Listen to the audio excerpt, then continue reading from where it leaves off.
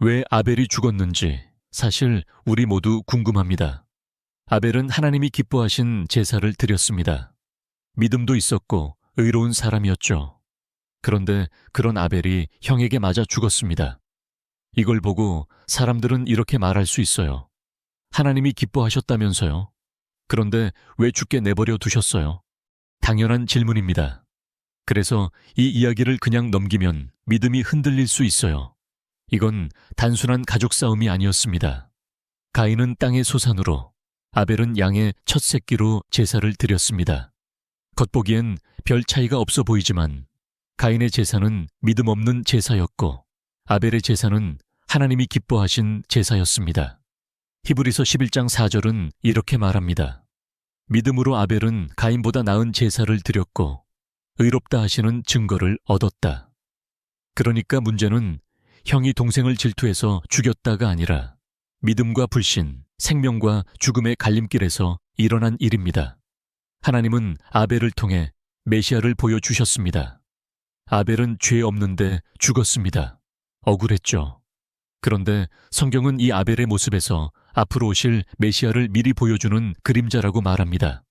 아벨은 어린 양을 드렸고 자신도 죽었습니다. 훗날 예수님도 어린 양처럼 희생되셨습니다. 둘 다 억울하게 죽었지만 하나님의 뜻을 따라 희생된 존재였어요. 아브라함의 이야기도 같은 그림을 보여줍니다. 하나님은 아브라함에게 사랑하는 아들을 번제로 바치라고 하십니다. 이해되지 않죠. 하지만 아브라함은 그대로 순종합니다. 이 사건은 단순한 테스트가 아니라 하나님이 자신의 외아들을 십자가에 내어주실 것을 보여주는 그림이었습니다. 그 장소가 바로 예루살렘, 예수님이 실제로 십자가에서 죽으신 곳이었습니다. 억울한 죽음은 끝이 아니라 시작이었습니다. 아벨은 죽었지만 성경은 말합니다. 그가 죽었으나 지금도 말하느니라. 이 말은 아벨의 죽음이 헛되지 않았다는 뜻입니다. 그의 믿음, 그의 제사, 그의 희생은 메시아가 오실 길을 밝히는 불빛이 된 셈이죠. 그래서 이 이야기는 우리 이야기입니다. 우리도 믿음을 가지고 살고 싶은데 가끔은 손해보기도 하고 억울할 때도 많죠. 하지만 아벨과 아브라함의 이야기는 말합니다. 하나님은 모든 걸 알고 계시고 준비해 두셨다. 그분은 우리가 보는 방식과는 다른 방식으로 의로움과 구원을 이루어 가십니다. 당신의 제사는 무엇입니까? 당신의 믿음은 어떤 모양입니까? 혹시 우리는 가인의 제사처럼 겉모습만 있는 신앙을 드리고 있는 건 아닐까요? 하나님이 받으시는 것은 예쁜 제사가 아니라 믿음에서 나온 제사입니다. 아벨의 죽음은 메시아의 길이었고 우리에게 묻습니다. 너는 믿음으로 나오고 있는가? 지금부터 아벨의 제사와 죽음, 그리고 아브라함의 믿음과 순종에 대해 자세히 알아보도록 하겠습니다.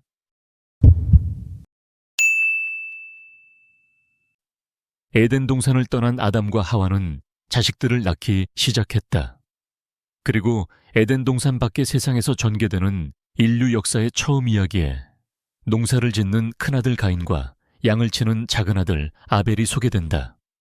그가 또 가인의 아우 아벨을 낳았는데 아벨은 양치는 자였고 가인은 농사하는 자였더라. 세월이 지난 후에 가인은 땅의 소산으로 제물을 삼아 여호와께 드렸고 아벨은 자기도 양의 첫 새끼와 그 기름으로 드렸더니 여호와께서 아벨과 그의 제물은 받으셨으나 가인과 그의 제물은 받지 아니하신지라. 가인이 몹시 분하여 안색이 변하니 여호와께서 가인에게 이르시되 네가 분하여 함은 어찌 됨이며 안색이 변함은 어찌 됨이냐. 네가 선을 행하면 어찌 낯을 들지 못하겠느냐. 선을 행하지 아니하면 죄가 문에 엎드려 있느니라. 죄가 너를 원하나 너는 죄를 다스릴지니라. 하나님께서는 양을 바친 아벨의 제사를 기쁘게 받으셨다. 아벨의 제사는 하나님이 지으셔서 그의 부모에게 입혀주셨던 가죽옷을 생각나게 한다. 땅의 소산을 바친 가인은 그의 부모가 에덴 동산에서 겪었던 일들에 대해 알지 못했을까? 가인은 자기 아버지의 불순종으로 인해 땅은 저주를 받고 또한 죽음을 향한 인생의 육체는 흙으로 되돌아간다는 하나님의 선고를 무시한 채 하나님께서 약속하신 여자의 후손이나 하나님께서 만드신 가죽옷의 깊은 뜻과는 관계없는 제사를 드렸다.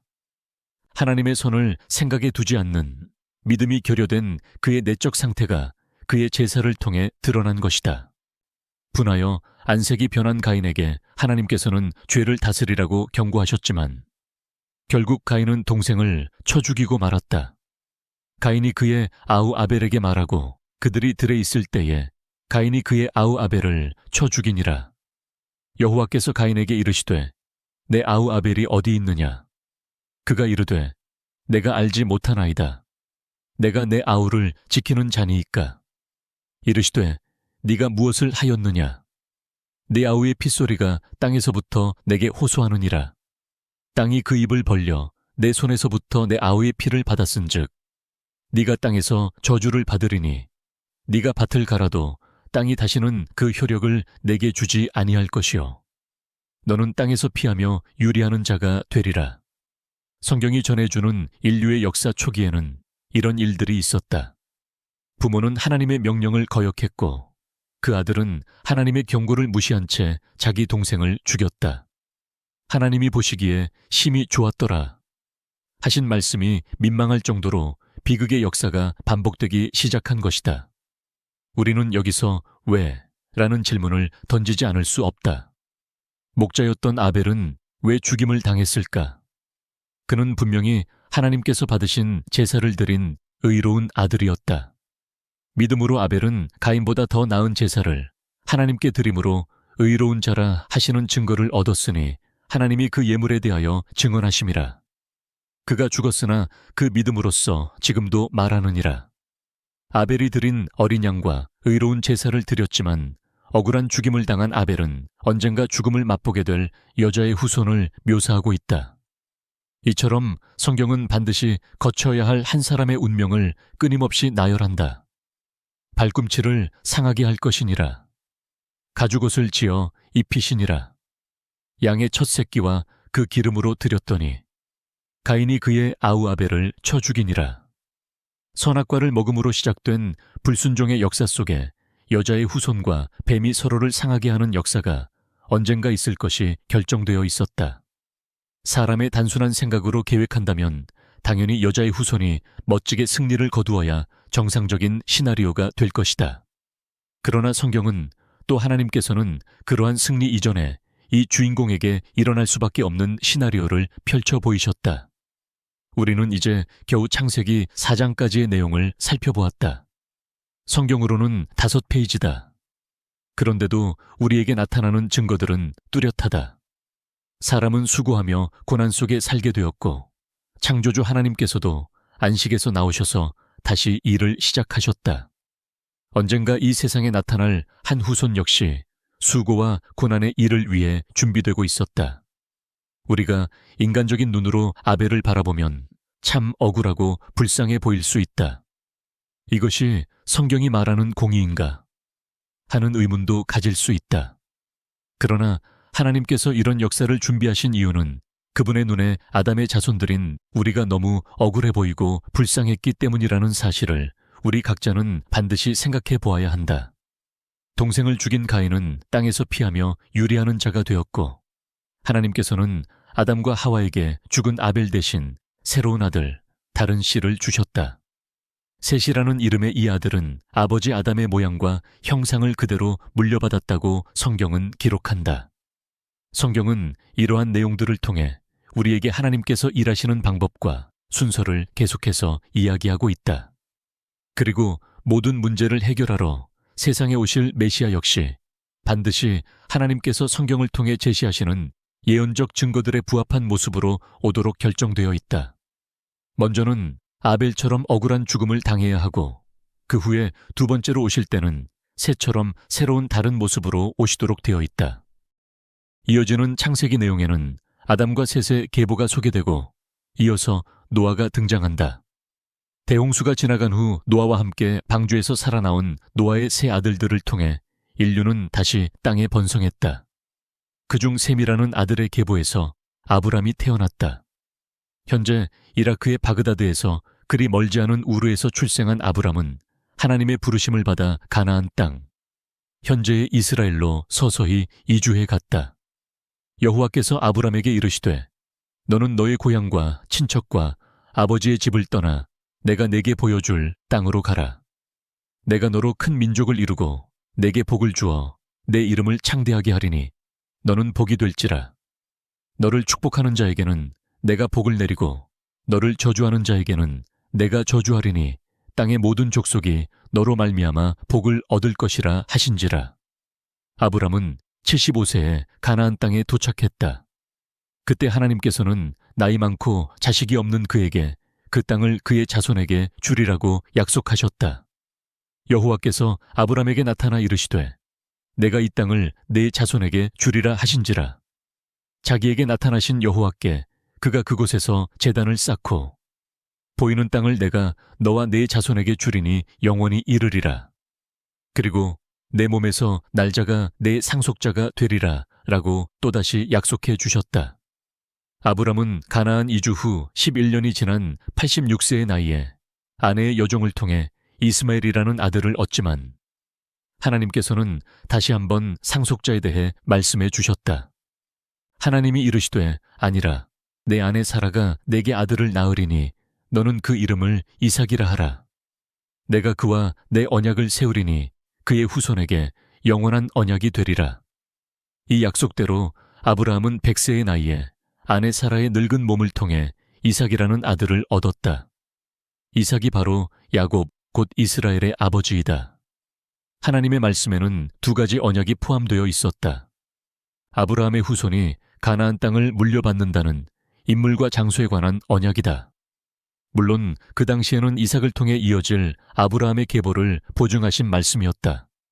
그러나 이때 하나님께서는 궁극적으로 아브라함에게 먼 훗날 그의 자손들 앞에와 이스라엘 땅에 나타나실 자손을 약속하셨던 것이다. 이 자손이 아담이 범죄한 후 하나님께서 약속하신 여자의 후손이다. 하나님의 그 원대한 뜻이 이루어지기 위해서는 늙은 아브라함에게 아들이 태어나야만 했다. 하나님은 여종을 통해서 난 아들이 아니라 아내 사라의 몸에서 난 아들이 아브라함의 상속자가 될 것이라는 약속을 이루어 주셨다. 여호와께 능하지 못한 일이 있겠느냐? 기한이 이를 때에 내가 내게로 돌아오리니 사라에게 아들이 있으리라. 하나님께서는 인간의 생각으로는 불가능해 보이는 일을 이루어 내신다. 훗날 오실 메시아 역시 사람의 지식이나 상식을 뛰어넘는 하나님의 능력으로 세상에 태어나도록 되어 있었다. 아브라함의 아들 이삭도 이런 과정을 통해 100세라는 늙은 나이에 얻은 귀한 아들이었다. 그런데 하나님께서는 그 귀한 아들을 번제로 바치라고 아브라함에게 요구하셨다. 이것은 이성적 판단으로는 도저히 받아들일 수 없는 요구이다. 그러나 아브라함은 하나님의 말씀에 그대로 순종했고 그 일을 실행에 옮기기 위해 길을 나섰다. 여호와께서 이르시되 내 아들 내 사랑하는 독자 이삭을 데리고 모리아 땅으로 가서 내가 내게 일러준 산 거기서 그를 번제로 드리라. 아브라함이 아침에 일찍이 일어나 나귀의 안장을 지우고 두 종과 그의 아들 이삭을 데리고 번제에 쓸 나무를 쪼개어 가지고 떠나 하나님이 자기에게 일러주신 곳으로 가더니 제3일에 아브라함이 눈을 들어 그곳을 멀리 바라본지라. 이에 아브라함이 종들에게 이르되 너희는 나귀와 함께 여기서 기다리라. 내가 아이와 함께 저기 가서 예배하고 우리가 너희에게로 돌아오리라. 하고 아브라함이 이에 번제나무를 가져다가 그의 아들 이삭에게 지우고 자기는 불과 칼을 손에 들고 두 사람이 동행하더니 일찍이 하나님께서 내 몸에서 날짜가 내 상속자가 되리라 라고 하신 말씀을 아브라함은 그대로 믿었다. 여호와의 말씀이 그에게 임하여 이르시되 그 사람이 내 상속자가 아니라 내 몸에서 날짜가 내 상속자가 되리라 하시고 그를 이끌고 밖으로 나가 이르시되 하늘을 우러러 무뼈를 셀 수 있나 보라. 또 그에게 이르시되 내 자손이 이와 같으리라. 아브라함이 여호와를 믿으니 여호와께서 이를 그의 의로 여기시고 하나님이 이르시되 아니라 내 아내 사라가 내게 아들을 낳으리니 너는 그 이름을 이삭이라 하라. 내가 그와 내 언약을 세우리니 그의 후손에게 영원한 언약이 되리라. 아브라함은 이 약속을 그대로 믿고 있었고 이삭의 출생 과정도 다 지켜보았기에 하나님의 약속을 의뢰하며 이삭을 바치라는 도저히 감당할 수 없을 듯한 명령을 순종하기 위해 길을 나섰던 것이다. 하나님이 그에게 일러주신 곳에 이른지라. 이에 아브라함이 그곳에 제단을 쌓고 나무를 버려놓고 그의 아들 이삭을 결박하여 제단 나무 위에 놓고 손을 내밀어 칼을 잡고 그 아들을 잡으려 하니 여호와의 사자가 하늘에서부터 그를 불러 이르시되 아브라함아 아브라함아 하시는지라. 아브라함이 이르되 내가 여기 있나이다. 하매 사자가 이르시되 그 아이에게 내 손을 대지 말라. 그에게 아무 일도 하지 말라. 네가 네 아들 네 독자까지도 내게 아끼지 아니하였으니 내가 이제야 네가 하나님을 경외하는 줄을 아노라. 하나님께서는 무슨 이유로 이 귀하게 또 어렵게 얻은 아들을 번제물로 바치라고 명하셨을까? 모리아 땅은 지금의 예루살렘이다. 바로 그곳에서 외아들을 바치라 하신 명령은 아브라함과 그 아들 이삭을 통해 하나님의 의도하신 바, 곧 훗날 그곳에서 일어날 한 가지 일을 드러내기 위한 것이었다. 아브라함이 눈을 들어 그곳을 멀리 바라본지라 라고 기록되었듯이 하나님께서는 이 사건을 통해 훗날 여자의 후손이 겪을 고난, 곧 메시아의 죽음을 미리 바라보셨던 것이다. 아브라함이 눈을 들어 살펴본즉 한 수향이 뒤에 있는데 뿔이 수풀에 걸려 있는지라. 아브라함이 가서 그 수향을 가져다가 아들을 대신하여 번제로 드렸더라. 아브라함이 그 땅 이름을 여호와 이레라 하였으므로 오늘날까지 사람들이 이르기를 여호와의 산에서 준비되리라 하더라.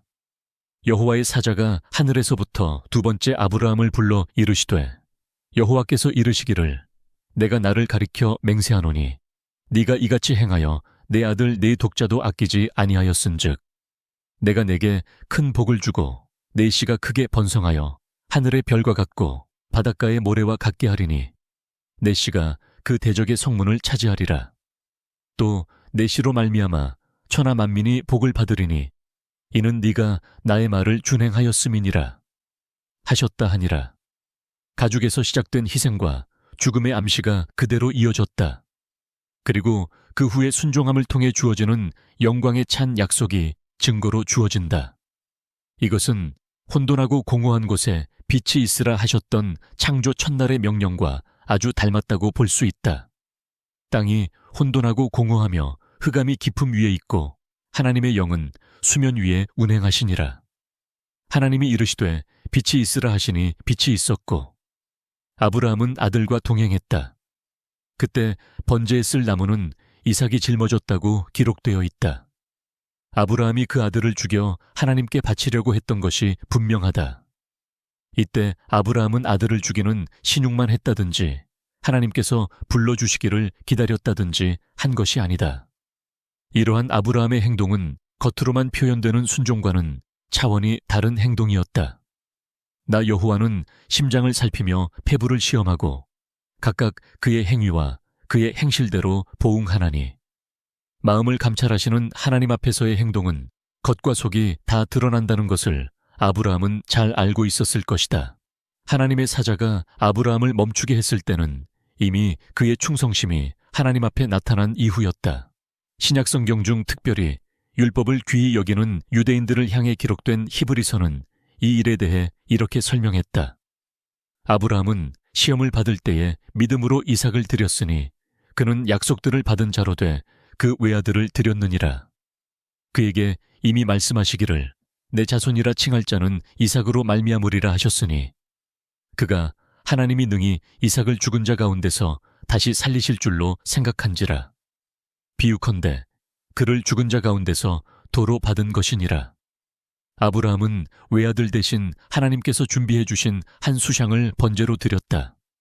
그때 하나님께서는 또 내 씨로 말미암아 천하 만민이 복을 받으리니 이는 네가 나의 말을 준행하였음이니라 라는 큰 약속을 다시 한번 확인해 주셨다. 아브라함이 하나님의 약속을 믿음으로 그의 외아들을 번제물로 드린 것이 모든 민족이 복을 받게 된다는 약속을 이끌어내었다. 훗날 이와 꼭 닮은 모습으로 아브라함과 이삭 그리고 야곱의 후손으로 세상에 나타나실 메시아는 먼저 하나님 앞에 한 제물로서 드려져야 했다.